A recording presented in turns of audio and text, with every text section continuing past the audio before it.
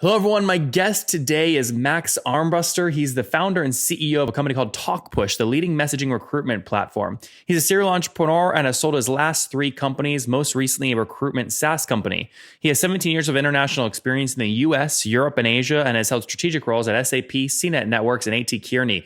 Max, are you ready to take us to the top? Absolutely, to the top and beyond. Very good. I love it. All right, Talkpush, get us up to speed. What do you guys do and how do you make money? Well, we're a SaaS provider, and what we have is a recruitment software which is using messaging and chatbots to interact with candidates. So imagine, like a Slack for recruitment. We're changing the recruitment software experience in the same way that Slack, kind of changed communication between companies. We're injecting messaging between the candidates and the employer. Yeah, now look, a lot of candidates, when they come to an employer and they want to go, anything they use recruiting-wise is usually setting the first impression. So automating that is not an easy thing and potentially scary/dangerous. How do you manage that? Well, the first thing is, today, if you start from the starting point of today, the way people apply for jobs is, they go to a career website, they send in a resume, and then they don't hear back a lot of the time. So what we've built is an experience which is real time, and where instead of sending a resume, what we're collecting from people is the data that the employers really want to know. Like, who are you? Tell me about yourself and stuff like that. And I bet if you asked any recruiter, what would you rather have? A resume, or would you rather be able to listen to 5 minutes of this candidate telling you about himself? I think most people would choose the latter option. So that's audio. Are there audio files or like little voice recordings? Is that how it works? Yeah, we started the company. It was actually an IVR, so it was all voice. We would make phone calls and collect the voice for candidates. And then 2 years ago, when Facebook opened its API for chatbots, we were one of the first recruitment chatbots to build on the Facebook Messenger platform. And what's great about these messaging apps like Facebook Messenger, WhatsApp, Line Messenger, and all the other ones is that you don't just collect text. You've got text, audio, video, whatever you want. So you can really, you can get a real full picture for the candidate and listen to them. And pictures worth 1,000 words. Yeah, what's your pricing model? Is it success based or is it a pure play flat rate SaaS model? It's a pure SaaS model. We invoice. Our price point. I know, you like numbers, so our revenue is about. We passed the 100K mark revenue wise. What month was that? Monthly. Just this month, okay. and this is in. We're recording this in May 10th. 2018. That's April. Let's say April 2018. Yeah, and our average selling price is between 1,000 to 3,000. It goes up to 5,000-6,000 a month. Okay. So we're very focused on the enterprise segment. And how many customers right now? 30 plus. Okay, 35. That's good. Well, you've got.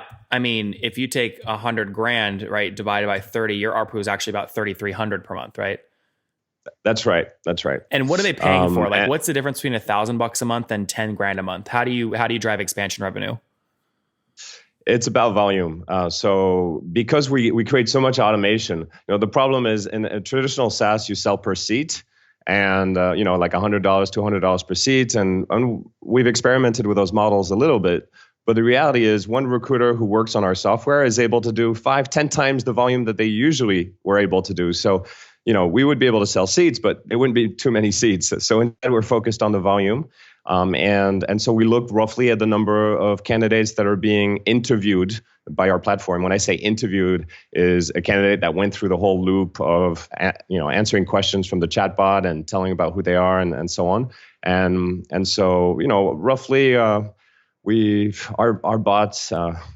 software interviews more than between 1,000 and 3,000 candidates every day. Currently, over 1 million last year. So that's what they pay for. They pay for that based on their volume, and we're focused on the really high volume employers. And what's growth rate look like? So you're at past $100,000 today. Take me back a year. Where were you at? We were at 40K. So yeah, so more than double. That's pretty good.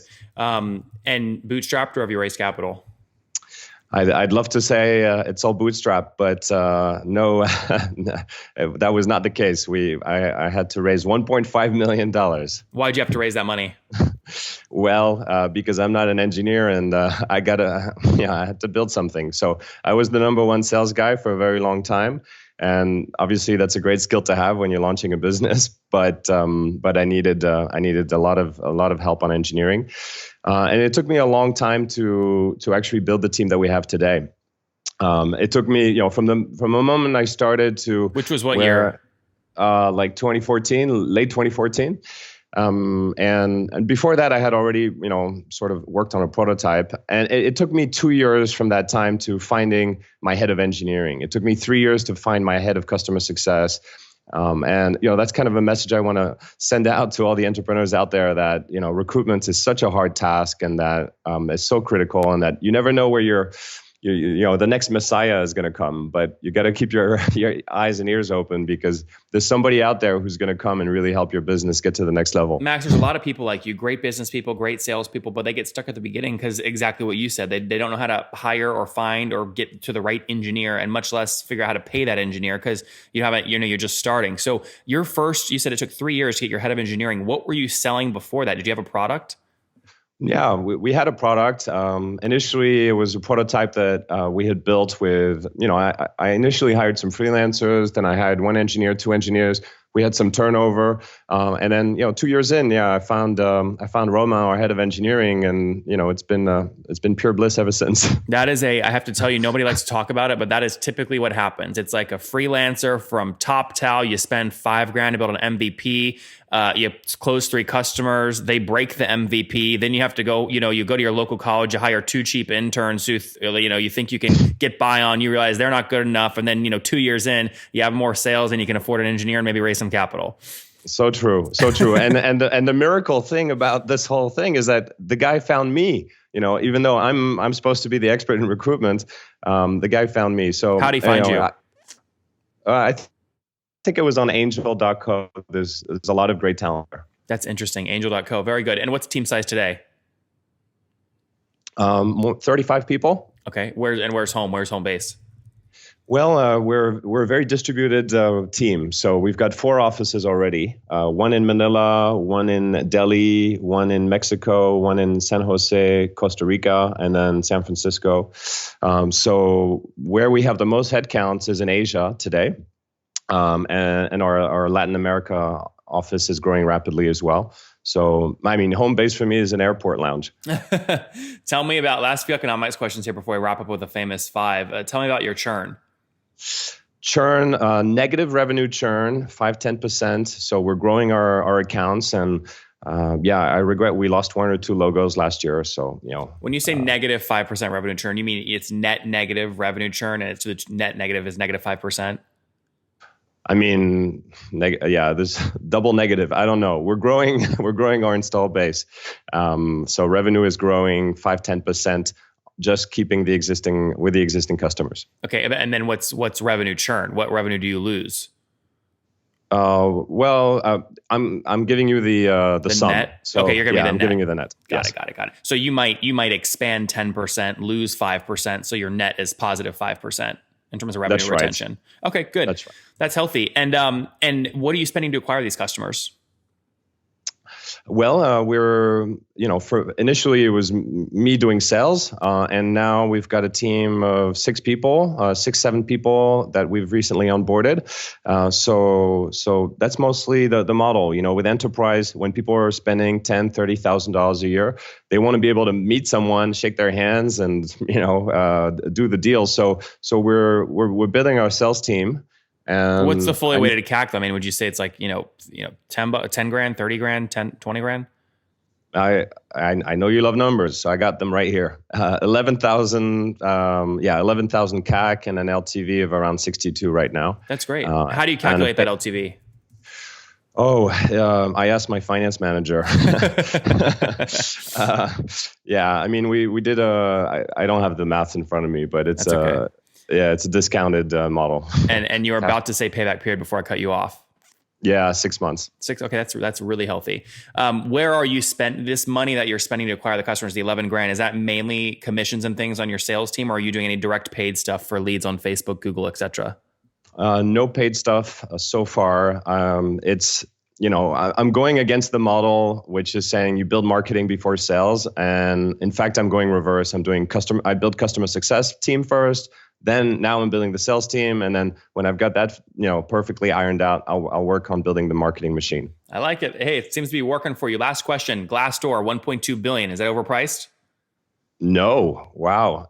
It's such a great asset. I mean, it's the one sort of marketplace that figured out how to get people to come back to it all the time. So I think it's a wonderful asset. I'm a little bit, you would have paid that same price. You think that's a fair price? Yeah, if I had 1.2 billion, I don't know what I'd do with it, but yeah, I think maybe I'd do that. I don't know what their revenue is. Do you know? I don't. No, so I don't know. I should. We'll get the CEO on. The consolidation of this job board industry is a little bit scary for employers, though, because they really only have like a handful of people to choose from these days. So who? The employers, they have to advertise either with Google or Indeed or LinkedIn, and there's basically only 3 or 4 vendors now that cover the whole market. So it's a little bit scary for them, and I guess it's a simplified sort of landscape. And for now, companies like Glassdoor will continue to operate independently, but they have less choice, so it's a little scary. All right, last few questions here. 1-word answers. Number 1, what's your favorite business book? Favorite business book. I love the Most Human by Brian Christian. And I'll give you another one, which is on my desk right now, High Output Management by Andy Grove. Yeah. Number 2, is there a CEO you're following or studying right now? I love reading Joel Gascoigne from Buffer. And I love someone who was on your show, Laura Roeder from Meet Edgar. 2 people I follow. Yep, they're good. Number 3, what's your favorite online tool for building the business besides your own? Yeah, we were addicted and still are to WhatsApp for desktop. It does everything that Slack does, but for free. And it's got a small edge over Slack, which is you can send audio notes to your people. So That's you can send huge. it all. So much easier. And people, when you send a voice, people can feel personality, they can feel empathy, they can feel they can feel things. So that's a huge advantage, and we love WhatsApp for desktop. Number 4, how many hours of sleep do you get every night? So I used to be on 5. I think now I'm on 6 because the business is doing better. That's good. And what's your situation? Married, single, have kids? Married with Labrador. No kiddos yet. And how old are you? 40 years old. All right, Max, last question. What do you wish your 20-year-old self knew?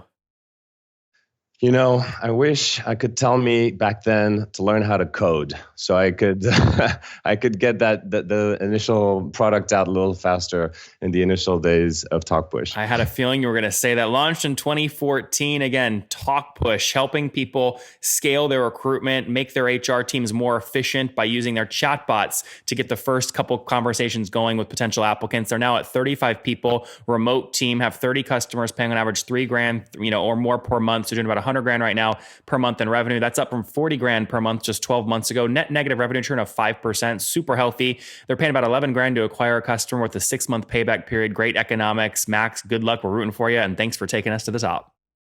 Thanks, Nathan.